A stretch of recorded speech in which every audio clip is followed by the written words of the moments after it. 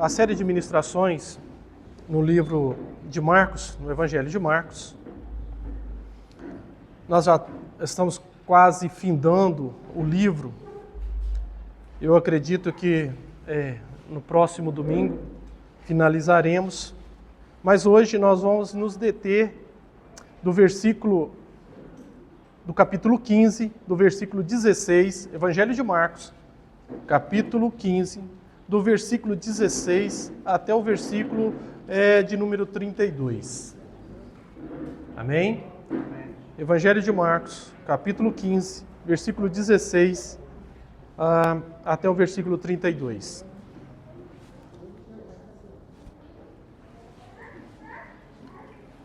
Amém? Todos encontraram? Louvado seja o nome do Senhor. Os soldados levaram Jesus para dentro do palácio, isto é, ao pretório, e reuniram toda a tropa. Vestiram-no com um manto de púrpura, depois fizeram uma coroa de espinhos e o colocaram nele. E começaram a saudá-lo. Salve, Rei dos Judeus! Batiam-lhe na cabeça com uma vara e cuspiam nele. Ajoelhavam-se e lhe prestavam adoração. Depois de terem zombado dele, tiraram-lhe o manto de púrpura e vestiram-lhe suas próprias roupas. Então o levaram para fora a fim de crucificá-lo. Certo homem de Cirene, chamado Simão, pai de Alexandre e de Rufo, passava por ali. Chegando do campo, eles o forçaram a carregar a cruz. Levaram Jesus ao lugar chamado Gólgota, que quer dizer lugar da caveira. Então lhe deram vinho misturado com mirra, mas ele não o bebeu. E o crucificaram. Dividindo as roupas dele, tiraram sorte para saber com que cada um iria ficar. Eram 9 horas da manhã quando o crucificaram. E assim estava escrito na acusação contra ele: o Rei dos Judeus. Com ele crucificaram 2 ladrões, um à sua direita e outro à sua esquerda. E cumpriu-se a escritura que diz: ele foi contado entre os transgressores. Os que passavam lançavam-lhe insultos, balançando a cabeça e dizendo: ora, você que destrói o templo e o reconstrói em 3 dias, desça da cruz e salve-se a si mesmo. Da mesma forma, os chefes dos sacerdotes e os mestres da lei zombavam dele entre si, dizendo: salvou os outros, mas não é capaz de salvar a si mesmo. O Cristo, o Rei de Israel, desça da cruz, para que vejamos e creiamos. Os que foram crucificados com ele também o insultavam. Senhor nosso Deus e nosso Pai, ó Deus, Tu és grande e maravilhoso. A Tua palavra, Deus, ela é bendita, santa e eficaz. Toque, Senhor, em nossos ouvidos nesta manhã, para que possamos ouvir atentamente a Tua voz, ó Deus. Não somente ouvir, ó Deus, mas tragá-la ao nosso íntimo. E para que a Tua palavra, amado Deus, possa ser alimento para nós em tempos difíceis. Que a Tua palavra possa ser conforto e consolo em tempo de abandono, ó Deus. Que a Tua palavra, ó Deus, possa nos dar sabedoria para resolver os problemas da vida nas circunstâncias que viemos enfrentar, ó Deus. Que o Senhor possa usar-me, ó Deus, nesta manhã, para falar aos Teus filhos, aos meus irmãos, ó Deus. Por isso eu lhe peço, usa-me, ó Deus, com poder e graça, para a glória e louvor do Teu santo nome. Em nome de Jesus, amém e graças a Deus. Pode se sentar, meus irmãos.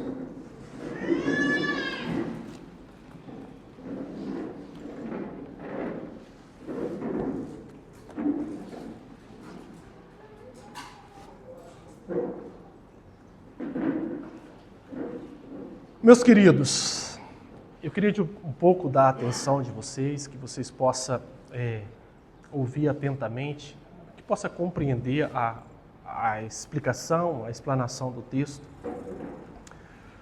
Vocês se lembram de quando surgiu o termo bullying? Desde que esse termo surgiu, ele continua sendo, até hoje ele continua sendo de muito significante.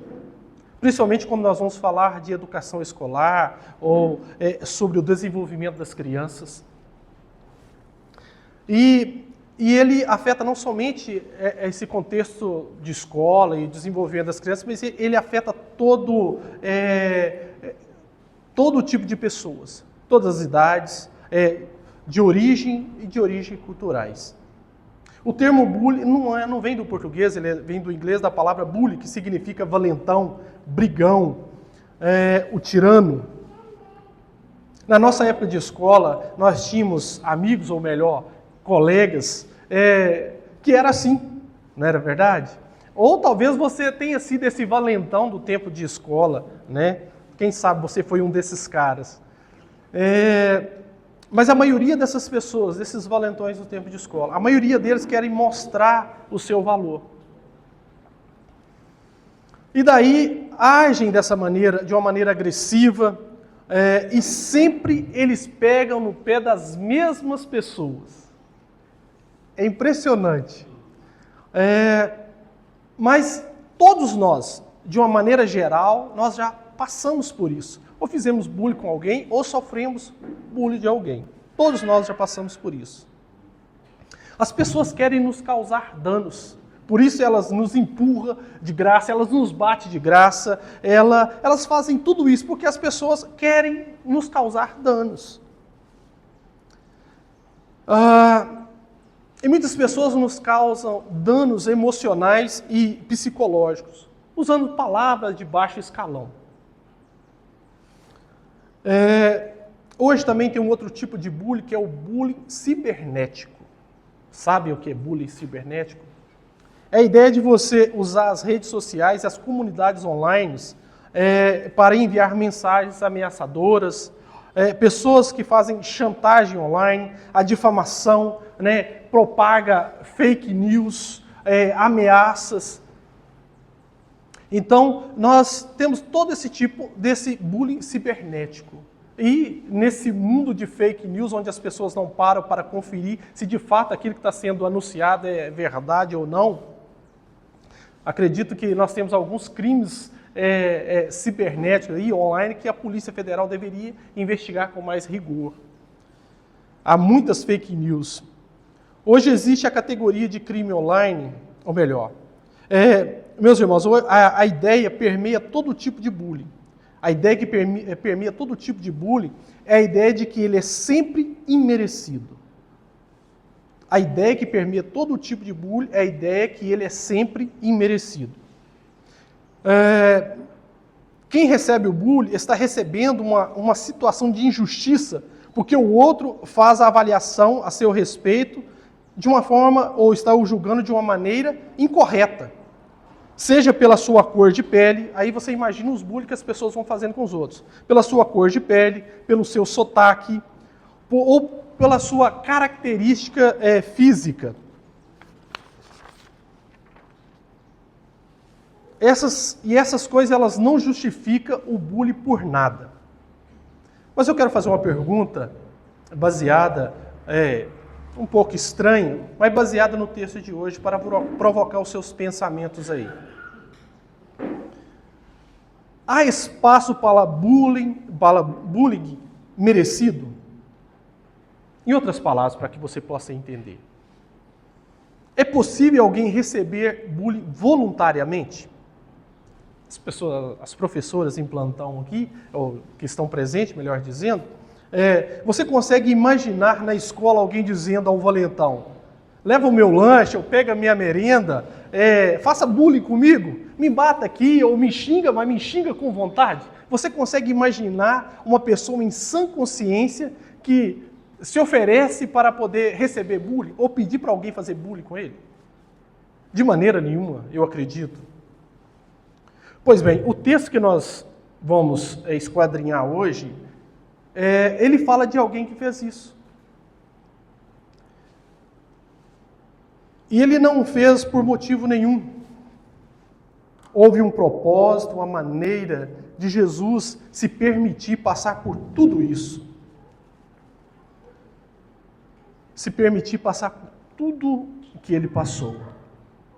E o texto hoje vai revelar nesta narrativa difícil. Por que difícil? Porque ver o que aconteceu ao nosso Salvador nos entristece. Nos dói ver o que estes homens fizeram com o nosso Senhor.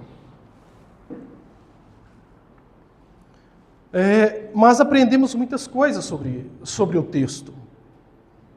Nós aprendemos sobre nós aprendemos sobre Deus e nós aprendemos sobre a salvação. Uma das coisas que aprendemos no texto, uma delas é o grau de crueldade que o pecador é capaz de cometer aos seus iguais. Na semana passada, nós vimos o momento em que Pilatos finge que a culpa não era dele.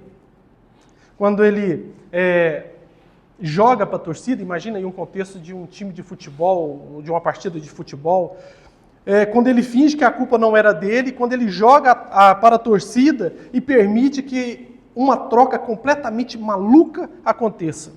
Quando Barrabás, um praticante de homicídio, é liberto, enquanto um homem inocente assume o lugar de um criminoso. Jesus, que era o rei dos judeus na boca pequena, foi colocado para dentro sob o clamor de uma multidão ensurdecida que gritava: crucificam, crucificam. Veja, não é uma punição como um cartão amarelo, por isso eu digo do contexto de uma partida de futebol, não é uma punição com um cartão amarelo ou um cartão vermelho.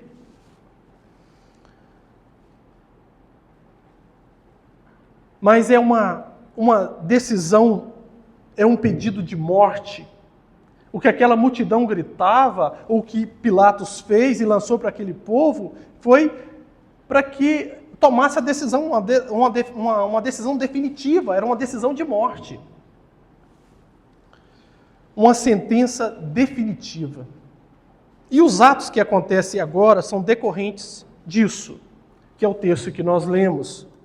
Eu quero ler novamente do versículo 16 até o 20, que é a primeira parte que nós vamos comentar.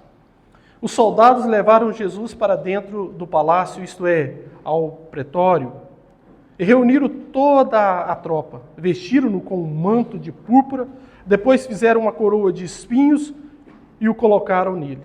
E começaram a saudá-lo: salve, rei dos judeus! Batiam na cabeça com uma vara e cuspiam nele. Ajoelhavam-se e lhe prestavam adoração. Depois de terem zombado dele, tiraram-lhe o manto de púrpura e vestiram suas próprias roupas. Então o levaram para fora a fim de o crucificá-lo.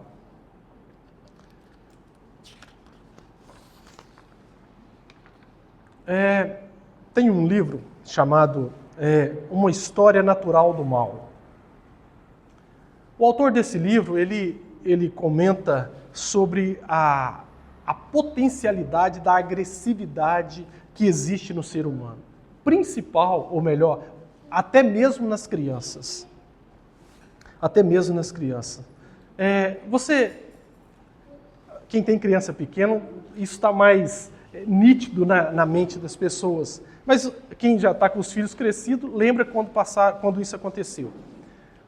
Observa uma criança, quando ela começa a crescer, ela começa automaticamente pisar em formigas e matar formigas. Já prestaram atenção que eles pisam nas formigas? Querem matar as formigas? Você pergunta: por que você está fazendo isso com essa formiga? Ele não sabe te explicar. Porque há em nós essa potencialidade de agressividade.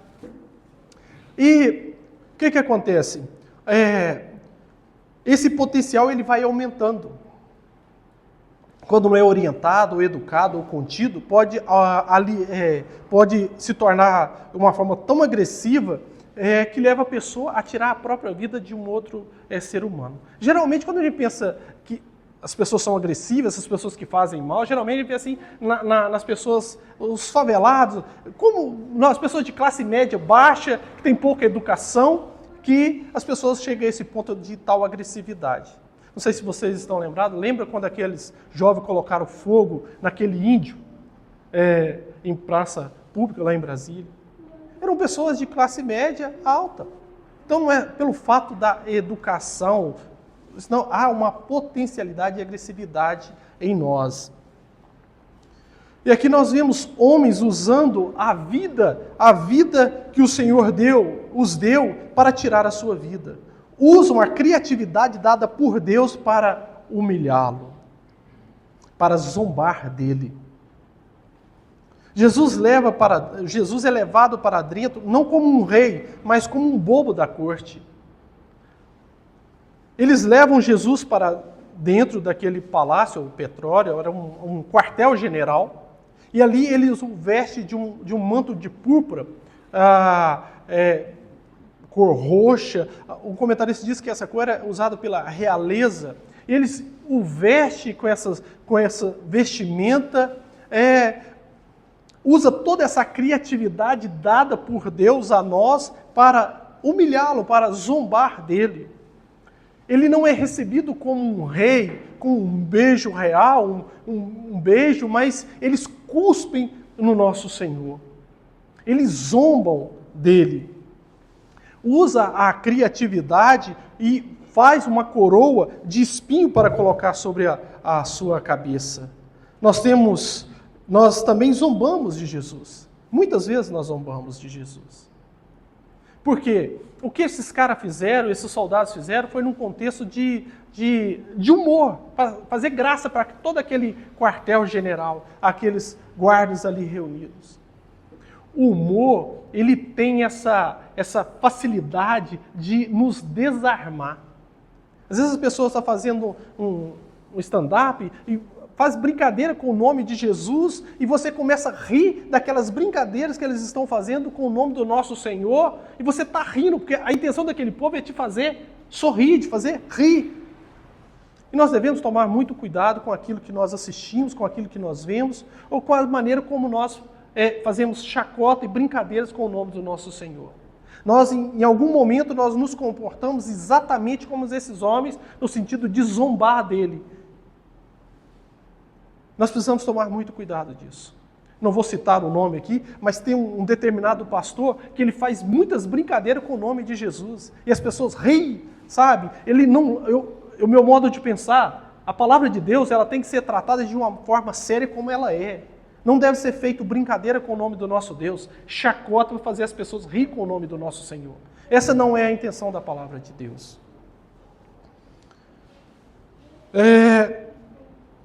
Nós vimos homens e mulheres fazendo chacota, brincadeira com o nome do nosso Senhor nas redes sociais, em troca de cliques e de seguidores nas redes sociais. Só para ter seguidores, fazem brincadeiras com o nome do nosso Deus. Porque estou usando o termo rede social, porque hoje isso é muito forte no nosso meio, as pessoas fazem tudo, geralmente é pela rede social. Então nós temos que tomar muito cuidado com o tipo de coisa que nós fazemos nas redes sociais, porque o que nós mais vemos é pessoas fazendo chacota e brincadeira com o nome do Senhor. Vejam, eles colocaram sobre a sua cabeça uma coroa que de gloriosa não tinha nada, absolutamente nada.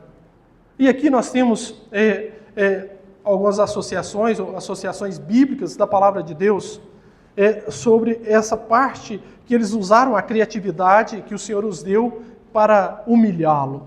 Eles colocam a coroa de espinhos sobre a sua cabeça. A coroa de Jesus é uma coroa feita do material associado à maldição do Éden.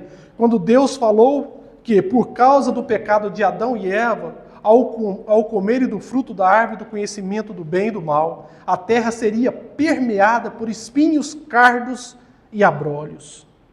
Lembram de Gênesis, quando o Senhor disse que a terra seria permeada por cardos, espinhos e abrolhos? Ali era uma maldição que o Senhor estava lançando sobre a terra por causa do pecado do homem, por causa da desobediência. Aqui nós vemos que é como se Marcos ele estivesse pensando lá na frente, quando nós estaríamos lendo seus ensinamentos e fazendo esse tipo de associação. Ao ler esse texto, quando nós lêssemos esse texto, nós estaríamos fazendo essa associação, que sobre o nosso Senhor foi colocado uma maldição. Aquilo que representava a maldição do Éden foi colocado como uma coroa sobre o nosso Senhor. E a maldição foi colocada sobre o nosso Senhor Jesus. Jesus estava carregando de fato a maldição. Essa maldição é marcada pelo sarcasmo desses homens. Ele foi coroado com a coroa de espinho. com um motivo de zombaria. Imagina o quanto isso deve ter doído no nosso Senhor. Forçar aquela coroa sobre a sua cabeça, humilhá-lo. A intenção deles era humilhá-lo. Eles foram sarcasmo ao extremo diante do nosso Deus. Vejam agora no versículo 19 e 18 e 19, ele diz assim, ó.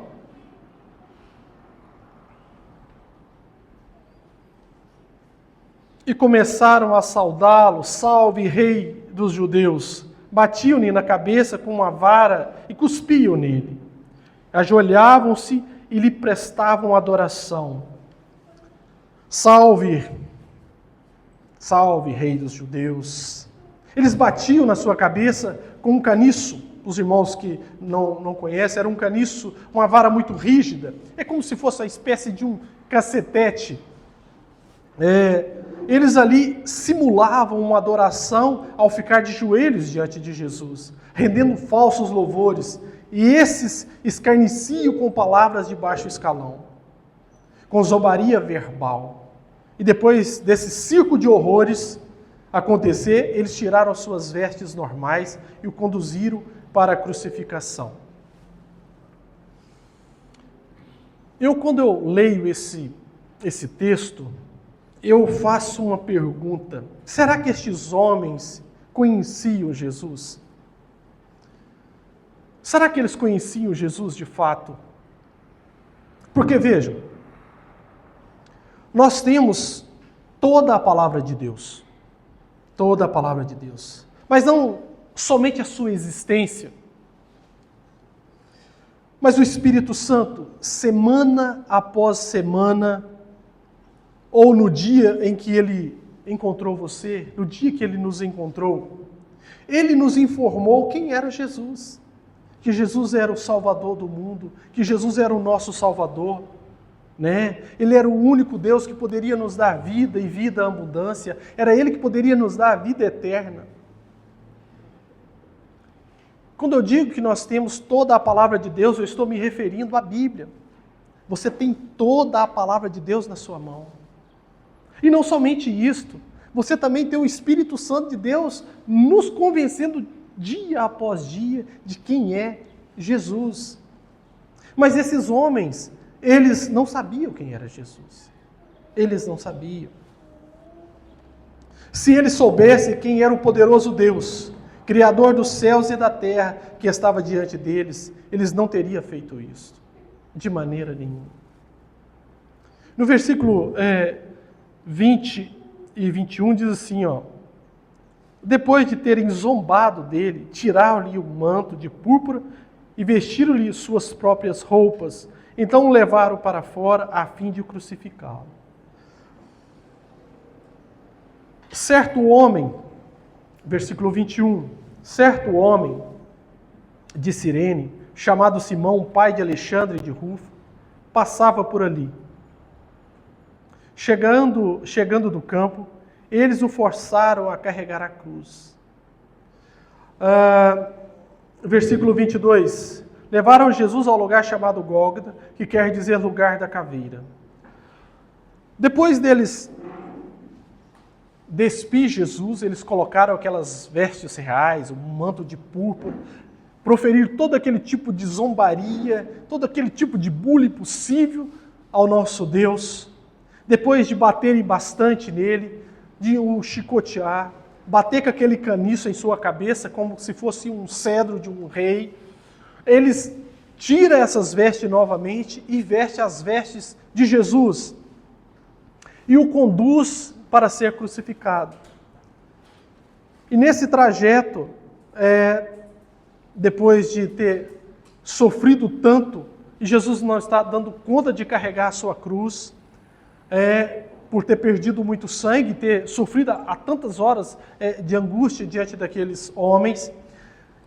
Esse homem chamado Simão, ele é forçado pelos soldados a carregar a cruz de Jesus. Simão Cirineu é o homem que aparece numa breve menção com alguém que foi chamado a carregar a cruz de Cristo. E há uma identificação aqui, vejam. Marcos cita os dois filhos de Alexandre, os dois filhos de Simão Cirineu, Alexandre e Rufo.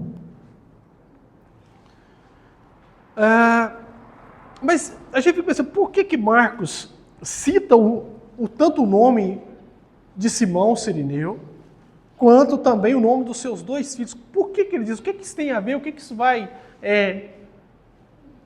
trazer alguma clareza para nós? Por que ele cita isso? Nós precisamos lembrar que Marcos ele está escrevendo aos nossos irmãos, os irmãos em Roma, a igreja em Roma. E esse Simão Cirineu, os dois filhos dele, eles residiam em Roma. Então, ele está dizendo citando exatamente o nome dos dois filhos, Alexandre e Rufo, isso para mostrar aos irmãos em Roma a historicidade e a veracidade dos seus ensinos. Ou seja, tudo isso que eu estou falando a respeito do caminho do servo, do nosso Senhor, do Filho de Deus, há irmãos no meio de vocês que podem comprovar isso.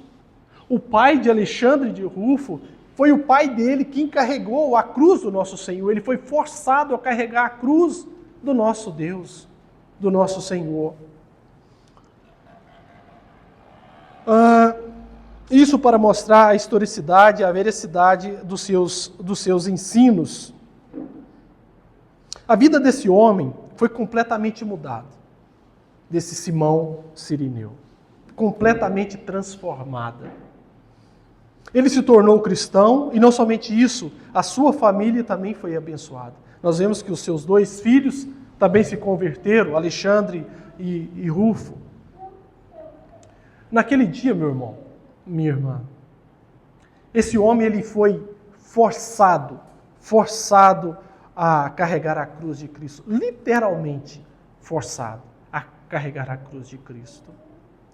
Mas com essa imposição dos soldados romanos em forçar aquele homem a carregar a cruz de Cristo, aquele homem ele pôde experimentar algo maravilhoso.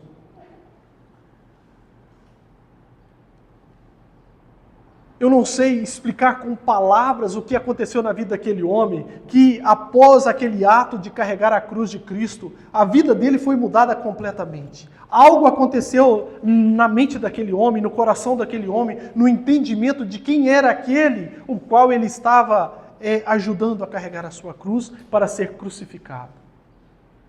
Ele foi forçado. E ainda assim forçado, a vida dele foi transformada, a sua família foi transformada, foi salva. Mas hoje Jesus, ele se faz presente no nosso meio. E hoje não é algo que é imposto a você e a mim de carregar a cruz, mas Jesus ele nos convida. Se aquele que quiser vir após mim, é necessário negar a si mesmo, e tomar a sua cruz e seguir os passos de Jesus. Jesus hoje te convida a tomar a sua cruz e segui-lo. Se você quiser ir após Jesus, seguir os passos de Jesus, necessário é tomar a cruz de Cristo.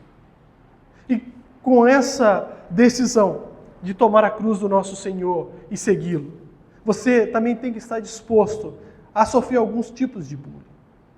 De ser humilhado, ser escarnecido, zombado, ser chamado de crentinho, o santão, o santarrão.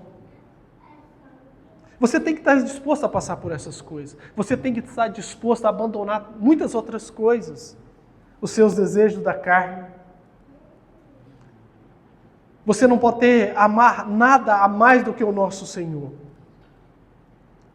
Essa decisão, ela exige de você sacrifício. Sacrificar a sua própria vida.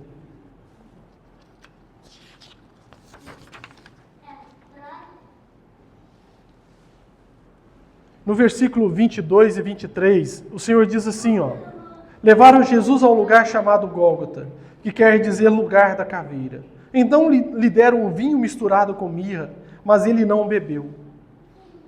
Vejam, alguns comentaristas acreditam que esse lugar recebeu o nome por causa da formação rochosa, que é semelhante a uma caveira. Quando você pode dar um Google aí, você vai ver que essa formação rochosa ela tem a imagem de uma caveira. mas outros pelo fato daquele lugar ter sido escolhido para a execução de criminosos, lugar da caveira. A recusa, nós vemos aí que Jesus ele recusou a tomar aquele vinho misturado com mirra. A recusa de Jesus em tomá-lo talvez se deva ao seu cumprimento de beber o cálice que o seu pai havia colocado diante dele. Lembram quando Jesus estava no Getsêmani, agonizando ali naquela opressão que antecedia o que iria acontecer com ele? Ele orava ao Senhor, Senhor, se possível, passe de mim esse cálice. E assim ele orou 2, 3 vezes. E no final ele falou assim, que não seja feito a minha vontade, mas a sua vontade. Esse cálice representa o cálice da ira de Deus sobre o pecado, sobre o pecador. E o Senhor Jesus ele estava disposto a tomar todo esse cálice. Ele não poderia tomar uma outra bebida que não fosse essa naquele momento. Por quê? O povo daquela época, eles acreditavam que essa mistura de mirra com vinho, ela trazia um efeito anestésico. Então, para que aliviasse um pouco o sofrimento de Jesus, eles ofereceram essa mistura de mirra com vinho. Eles acreditavam que ela causaria esse efeito anestésico. Mas beber aquela bebida misturada com drogas, nesse momento seria fracassar no cumprimento que ele havia assumido diante do Senhor. De levar toda a nossa culpa, toda a nossa dor, todo o sofrimento que estava sobre nós, todo o nosso pecado. Era necessário ele tomar o cálice, ele não poderia beber uma mistura que causaria esse efeito anestésico. Então, por isso, essa recusa do nosso Senhor de beber essa mistura de vinho e mirra. No versículo 24, está escrito assim, e o crucificaram, dividindo as roupas dele, tiraram sorte para saber com que cada um iria ficar. Os leitores originais de Marcos estavam bem familiarizados com a crucificação, pois dezenas de milhares de pessoas foram crucificadas pelo Império Romano. Depois de açoitá-lo, os soldados, ou melhor, depois de açoitados, os criminosos eram amarrados ou presos a uma viga transversal. Era então erguida e pregada uma viga transversal. Os pés eram pregados em uma estaca vertical. E os soldados haviam depositado Jesus, temporariamente, ou despido, melhor dizendo, Jesus temporariamente, a fim de se livrar ali no pretório. Jesus já havia sido despido temporariamente das suas vestes. E agora eles o colocam as vestes normais de Jesus, despem ele daquelas vestes reais, que eles humilharam Jesus, coloca as suas vestes normais e leva Jesus para ser crucificado. Quando Jesus está para ser crucificado, eles novamente tiram as suas vestes. Por que eles fazem isso?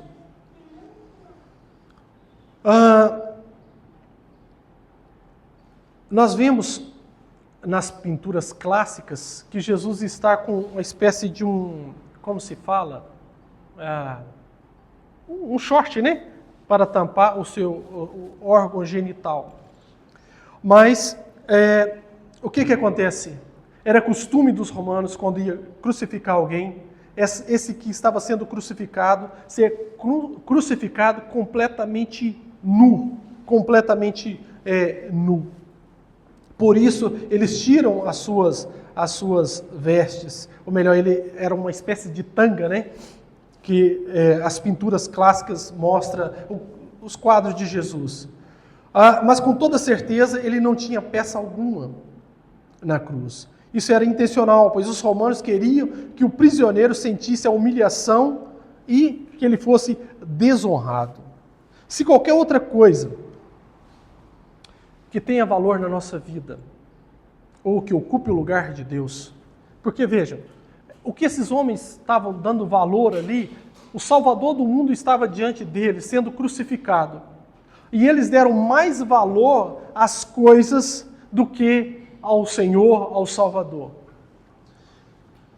E se qualquer coisa que não seja Deus for mais importante em sua vida, você tem um problema quanto à direção.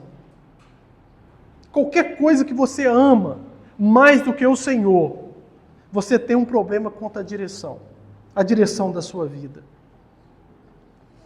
Fica impossível discernir para onde você está indo. Quem dirá para onde você deveria ir? Quando eu digo isso, eu estou me referindo quando as pessoas amam o dinheiro. Tem pessoas que amam o dinheiro mais do que o Senhor. Às vezes o seu caso não seja o amor ao dinheiro, mas às vezes o seu caso seja o amor à sua carreira profissional. Você ama o dinheiro ou a sua carreira profissional ao ponto de dedicar mais tempo a todas essas coisas. Isso foge totalmente do controle, porque você ama tanto essas coisas e não serve o Senhor como deveria, não o adora como deveria. E às vezes você pode me dizer, eu não tenho amor ao dinheiro, eu não tenho tanto amor assim à minha carreira profissional. Mas com certeza você tem um ídolo aí no seu coração que você o ama. Às vezes seja o amor da sua vida, o amor pelos seus filhos, o amor pela sua esposa ou pelo seu esposo, ou o amor ao seu corpo, a si mesmo. Tem todos esses tipos de amores no nosso coração. É necessário que você e eu façamos uma avaliação, sonda o nosso coração e veja que tipo de ídolo há nele. Se amamos mais algumas coisas ou coisas mais do que o nosso Deus. Estes homens amaram mais as coisas do que o Senhor. E aqui no versículo 25, eram 9 horas da manhã quando o crucificaram. E assim estava escrito na acusação. Versículo 26, né? Versículo 25, eram 9 horas da manhã quando o crucificaram. Muitas pessoas, amados, muitas pessoas dizem que a Bíblia tem falhas, contém erros, que a Bíblia não é toda a verdade. E muitas pessoas pegam passagem como essas como base para a sua argumentação. Por quê? Porque Marcos, ele fala que às 9 horas da manhã Jesus foi crucificado. Mas João, ele fala de uma outra maneira. João, ele fala que é entre a hora sexta e a hora nona. Então, para essas pessoas, quando não há contradição. Um está pensando em uma coisa e o outro está pensando em outra. Eu vou explicar para você. Marcos possivelmente estava usando a contagem do tempo dos romanos, certo? E João, ele estava pensando, vejam, lembra quando João escreve, quando o João o Batista está vendo Jesus caminhando para ser batizado, ele olha para as pessoas e diz, eis o Cordeiro de Deus que tira o pecado do mundo. Está lembrado disso, irmãos? João, o apóstolo, ele escreve que Jesus ele foi crucificado entre a hora sexta e a hora nona. Por que João faz isso? João, o apóstolo? Porque João estava em mente, levando em consideração a hora que os cordeiros eram sacrificados. E os cordeiros eram sacrificados ao meio-dia. Por isso João usa essa expressão. Então não há erro aqui, não há equívoco nenhum. É só uma questão de estudar e esmiuçar bem a palavra de Deus. Lembra quando nós estávamos tendo as aulas de disciplinas espirituais, nós estávamos falando sobre a leitura da palavra de Deus? A leitura, ela te dá amplitude de vista, mas o estudo te dá profundidade. Então, às vezes, o que falta é essas pessoas que criticam tanto a Bíblia, dizendo que contém erros, que não é tudo a verdade. Às vezes, falta um pouco mais de estudo da palavra de Deus. No versículo 26 e 28, cumpriu-se as escrituras que dizia, ele foi contado entre os transgressores. Os que passavam lançavam insultos, balançando a cabeça e dizendo, ora, você que destrói o templo e o reedifica em 3 dias. Desça da cruz e salva-se a si mesmo. Tendo o costume romano quanto aos judeus, exigia que, aqui está falando da inscrição que estava sobre a cruz, tanto o costume judeu quanto os romanos exigiam que o motivo da crucificação fosse afixado na cruz. O que no caso de Jesus reflete a acusação de Pôncio Pilatos, rei dos judeus. Mas Jesus, ele não tinha nada para que eles pudessem acusar Jesus. Nada, absolutamente nada. Quando Pilatos, ele avalia a situação de Jesus, ele observa que aqueles homens o estavam crucificando por inveja. E Pilatos vai e coloca, rei dos judeus. Essa vai ser a inscrição. Pois essa inscrição é o título autêntico em seu lugar apropriado, pois o evangelho do reino é centrado na cruz. Vocês devem se lembrar, quando Tiago e João pediram para um assentar à sua direita e outro à sua esquerda. Os dois criminosos, de forma misteriosa, ocupam os lugares pedidos por Tiago e João. A presença dos ladrões na crucificação é visto como um cumprimento de Isaías 53:12. Foi contado entre os transgressores. Quando Tiago e João pedem Jesus, querendo uma posição no seu reino, que um pudesse sentar à sua direita e outro à sua esquerda, eles não tinham ideia do que estava para acontecer quando Jesus de fato fosse ser coroado como rei e quem deveria estar ao seu lado. E o que estava reservado era para esses dois, a Bíblia aqui refere a ladrões, mas quero que você tenha em mente que quando estão referindo a ladrões, que não ladrões no sentido específico que nós referimos a ladrões, aqueles que furtam as coisas, mas aqui como aqueles caras revolucionário, aqueles que causam motim, queriam guerrear contra Roma e provocavam essa revolução. Então era referido a eles como ladrões, porque o crime para roubo era outro tipo de condenação. No versículo 29 a seguir, já estou caminhando para o final, irmãos. No versículo 29, diz assim, os que passavam, lançavam-lhe insultos, balançando a cabeça e dizendo, ora, você que destrói o templo e reedifica em 3 dias, desça da cruz e salve-se a si mesmo. Da mesma forma, os chefes dos sacerdotes, os mestres da lei, zombavam dele entre si, dizendo, salvou os outros, mas não é capaz de salvar a si mesmo. O Cristo, Rei de Israel, desça da cruz para que vejamos e creiamos. Os que foram crucificados com ele também o insultavam. Quando a gente vê as pessoas sofrendo, geralmente a gente quer ajudar as pessoas que estão em um momento de sofrimento, de dor, de angústia. Geralmente a gente quer ajudar essas pessoas. Mas o que nós vemos nessa parte final dessa exposição, é que aquelas pessoas que passaram por ali, juntamente com aquelas que estavam presentes no local para ver todo aquele espetáculo, elas zombavam de Jesus. É como se aquelas pessoas olhassem para Jesus sendo crucificado e olhassem assim, mas você não é o que dizia que você derribaria aquele templo, em 3 dias você o reedificava? Você destruiria aquele templo e você reconstruía ele em 3 dias. E agora você está aí, zombando dele.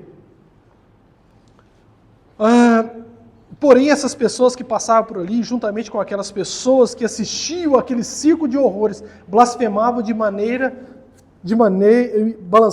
blasfemavam e maneavam a cabeça. Tu que serias o destruidor do santuário e reconstrutor dele em 3 dias. Também vemos os escribas e os principais sacerdotes dizendo, outros ele salvou, a si mesmo é incapaz de salvar. Nós vemos as pessoas que passavam por ali, porque ali também era uma encruzilhada onde trafegavam as pessoas. Pessoas passantes passavam por ali constantemente, com a intenção mesmo de que essas pessoas pudessem ver aquele tipo de condenação e eles não se opusessem ao Império Romano. Mas com essa execução também aproximava outras pessoas para ver todo aquele espetáculo que estava acontecendo ali. E os principais sacerdotes, os escribas também estavam presentes. E eles zombavam de Jesus. Salvou os outros e não salva a si mesmo. Sabe aquelas pessoas, às vezes na sua família, ou às vezes você mesmo já agiu dessa maneira, de exigir de Jesus algum tipo de prova para que você possa crer nele de fato? Sabe aquelas pessoas que se encontram enfermo e dizem assim: se você me curar, eu creio que o Senhor existe. Se você curar o meu filho, eu creio que o Senhor existe. Se o Senhor fizer isso ou aquilo, eu creio que o Senhor existe. Geralmente, quando as pessoas estão com uma enfermidade ou passando um momento que estão desenganados dos médicos, usa esse tipo de palavras referindo ao nosso Deus. Se você fizer isso, eu creio que você é o Senhor. Às vezes você mesmo já fez isso. A gente fica pedindo sinal para a gente crer que Ele é de fato o Senhor, o Salvador.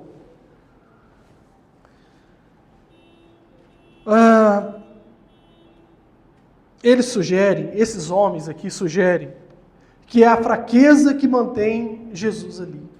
E é exatamente porque Jesus não desceu da cruz que Ele é o nosso Salvador.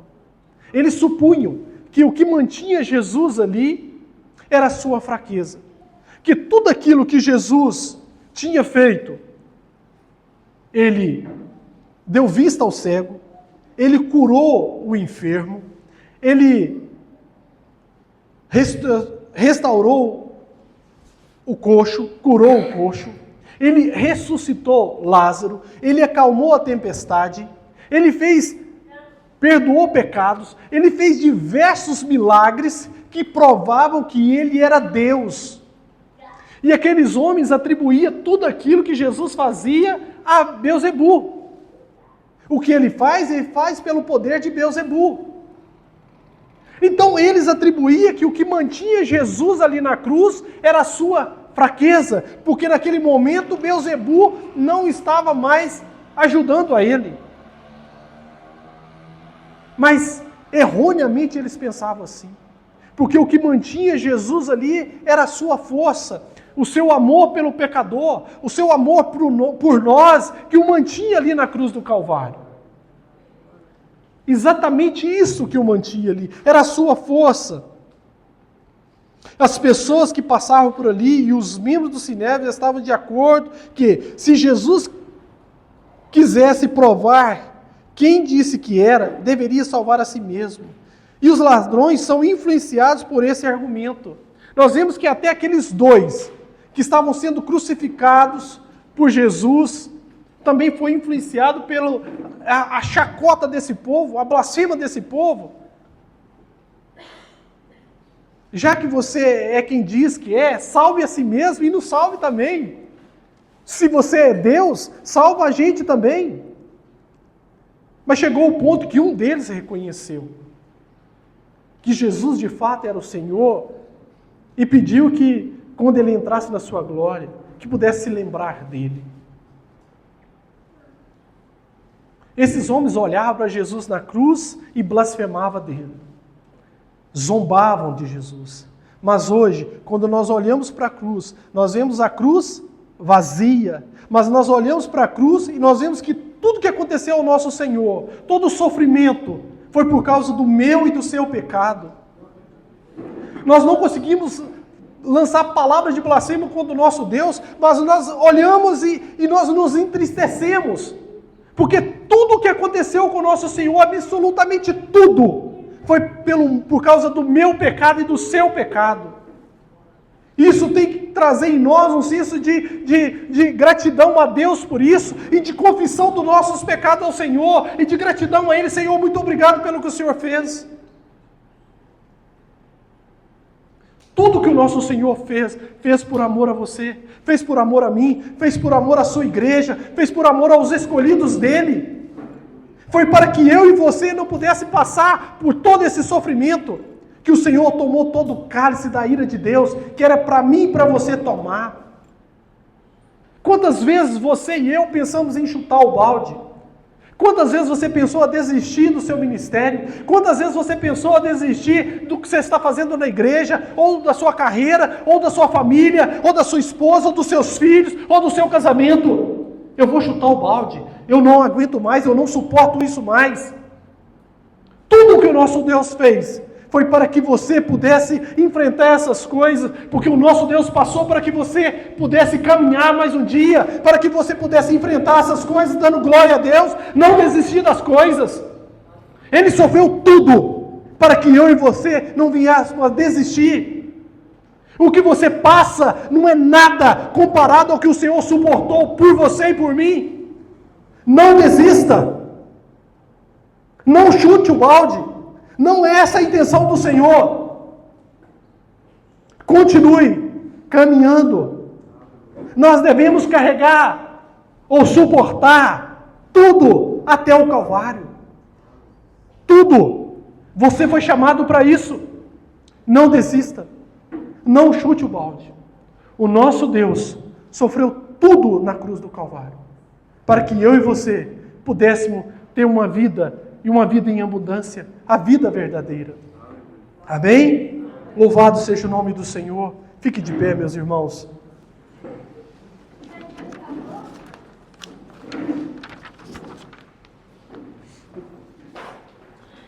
Vamos orar ao Senhor. Senhor nosso Deus e nosso Pai. Senhor, nós te agradecemos pela tua bendita presença no nosso meio. Nós te louvamos, ó Deus, pela tua palavra que foi ministrada nesta manhã. Nos ajude, ó Deus, a não só guardá-la no nosso coração, ó Deus, mas também colocá-la em prática. Ó Deus, nos ajude a viver de uma forma digna, onde possamos, ó Deus, render louvores e adoração ao teu santo nome. Nos ajude, ó Deus, a não blasfemar contra o teu santo nome, fazer chacota do teu santo nome, ó Deus, mas que possamos amar o nosso semelhante, que possamos estender a mão para aquele que carrega a tua imagem e semelhança, ó Deus. Nos ajude a amar mais os nossos familiares, nos ajude a amar mais os nossos irmãos em Cristo, nos ajude, ó Deus, a amar aqueles, ó Deus, que estão na sarjeta, aqueles que estão perdidos, que ainda não foi encontrado pelo Senhor. Nos, ó Deus, conduza essas pessoas, que possamos pregar a tua palavra a elas, que possamos estender a mão a elas, ó Deus, e trazer, ó Deus, palavras de conforto, ó Deus, palavras que possam mudar o seu dia, a sua vida, mas acima de tudo, ó Deus, a boa palavra, a nova palavra, o evangelho do Senhor, ó Deus, que possa trazer vida e vida em abundância, ó Deus. Abençoa o teu povo, ó Deus. Nos ajude, Senhor. Eu peço ao Senhor, ó Deus, por cada irmão aqui presente, por cada família aqui representada, meu Senhor, que o Senhor possa abençoar ricamente, ó Deus, que o Senhor possa abençoar poderosamente. Conceda, ó Deus, cura para aquele que está enfermo. Ó Deus, que o Senhor possa conceder libertação àquele que está aprisionado nos grilhões, ó Deus, do pecado, do vício, da prostituição, ó Deus, da imoralidade sexual. Que o Senhor possa, Deus, trazer libertação e salvação a todos, meu Pai. Em nome de Jesus, meu Pai. Em nome de Jesus, meu Senhor. Ergam as suas mãos, meus irmãos. Que o amor de Deus, que a graça de nosso Senhor Jesus Cristo e a doce consolação do Espírito Santo esteja sobre cada um de nós, em nome de Jesus. Quem crê, eu digo amém. Amém. Tenha uma boa semana e um restante de final de semana abençoado, em nome de Jesus. Vão em paz, em nome de Jesus.